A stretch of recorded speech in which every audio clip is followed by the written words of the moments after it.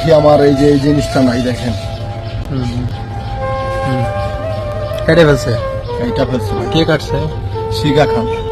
শিকারে সাপোর্ট দেয় কেটে কেটে। শিখার সাপোর্ট দেয় ইমন খান, শাওন গাজী, তারপর হচ্ছে যে বাঘা ভাই আছে এলাকা, আর কে?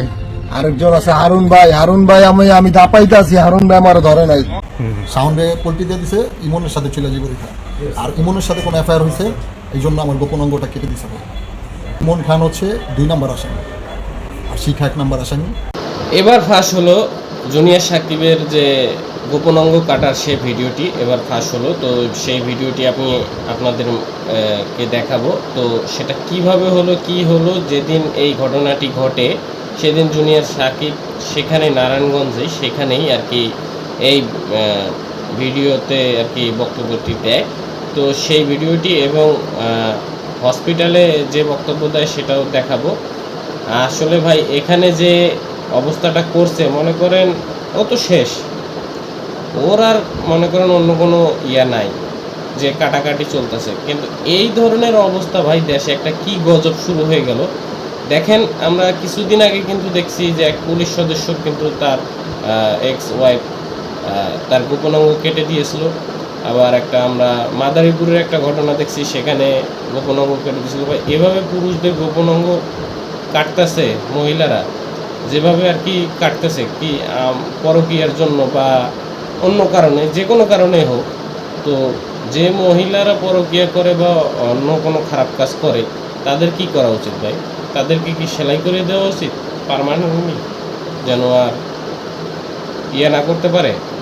তো যাই হোক, এই ভিডিওটি আমি অনেক কষ্ট করে খুঁজে বের করেছি। তো সেই ভিডিওটি আপনাদের মাঝে শেয়ার করব। আপনারা ফুল ভিডিও দেখবেন, সেই ভিডিওতে সব কিছু আপনাদেরকে A to Z দেখিয়ে দেবে এবং তাদের মুখ থেকেই সব বক্তব্য আমরা শুনে আসব।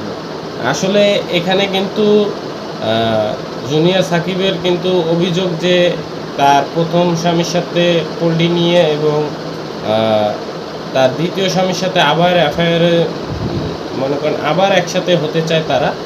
তো সেই জন্য জুনিয়র সাকিবকে মাঝখান থেকে সরানোর জন্য তার গোপন অঙ্গ কেটে দেয়, এই ধরনের অভিযোগ করেছেন আর কি জুনিয়র সাকিব। আর শিখা কিন্তু কোর্টে তার জবানবন্দি দিয়েছিল যে জুনিয়র সাকিব তার মেয়ের সাথে খারাপ কাজ করতে গেছিলো, সেই জন্য তার গোপন অঙ্গ কেটে দেওয়া হয়।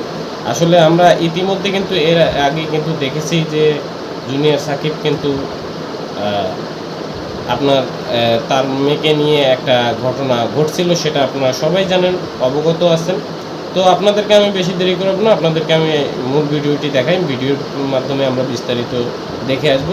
তো তার আগে বলে নেই, আপনারা দেখতে আছেন বাংলা নিউজ বিডি টিভি। তো এই চ্যানেলটিকে আপনারা সাবস্ক্রাইব করে দিবেন, সবার আগে নিত্য নতুন আপডেট লেটেস্ট ভিডিও সবার আগে পেয়ে যাবেন।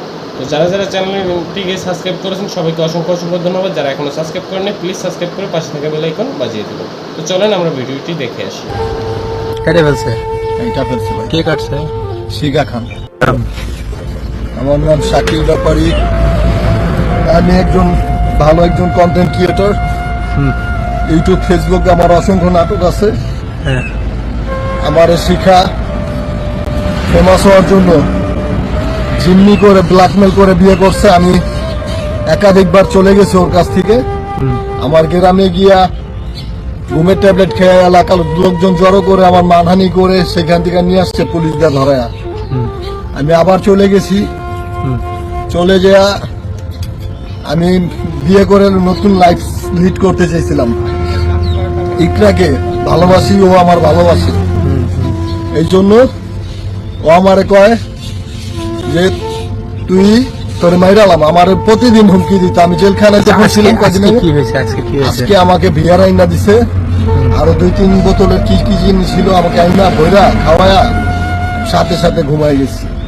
এটা কয়টার দিকে খাওয়াইছে? এটা হচ্ছে রাত 4টা বাজে। আচ্ছা, তারপর ঘুমাই যাওয়ার পরে আমি ওইটা দেখি আমার এই যে এই জিনিসটা নাই দেখেন। কেটে ফেলছে। এইটা ফেলছে ভাই। কে কাটছে? শিখা খান। শিকারে সাপোর্ট দেয় কেটে কেটে। শিখার সাপোর্ট দেয় ইমন খান, শাওন গাজী, তারপর হচ্ছে যে বাঘা ভাই আছে এলাকা, আর কে? আরেকজন আছে হারুন ভাই আমি দাপাইতে আছি, হারুন ভাই আমার ধরে নাই, হারুনও সাপোর্ট দেয় নাকি? মনে হয় ভাই ওর এলাকার সবাই ওর সাথে লিঙ্ক।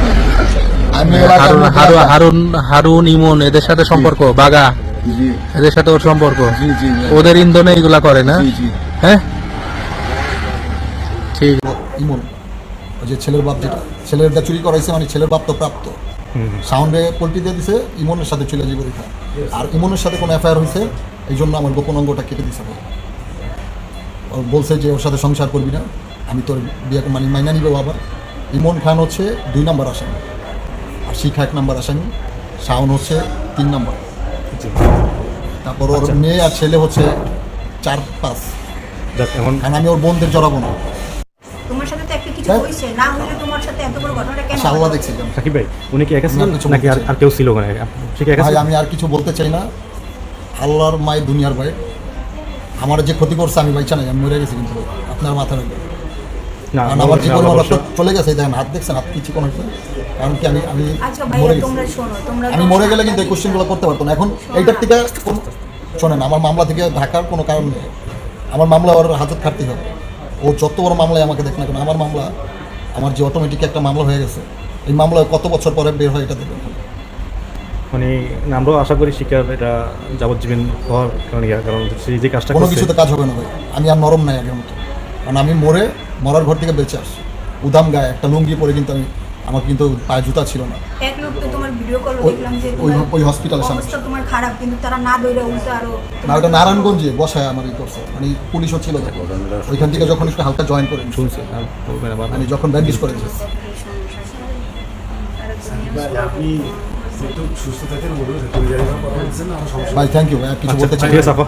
আচ্ছা ভাই ভালো থাকবেন, আমরা চেষ্টা করি যতটুকু আপনার জন্য একটু ইয়া করার সবার জন্য, আগে আমি কারণ একটা কথা বলবো, সবাইকে সাকিবের জন্য সবাই দোয়া করবেন। আর হচ্ছে ওর আগে ট্রিটমেন্ট দরকার।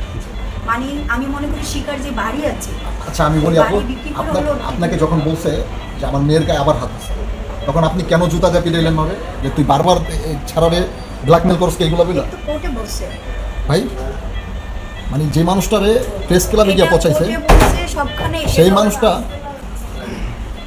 মানুষটা যদি মানে ওই মেয়ের সাথে কি নেক্সট টাইম কি আর কোনো ওই ঝামেলা জড়াবে আপনি বলেন? আচ্ছা ওই মেয়েটা ছিল তো বাড়িতে না?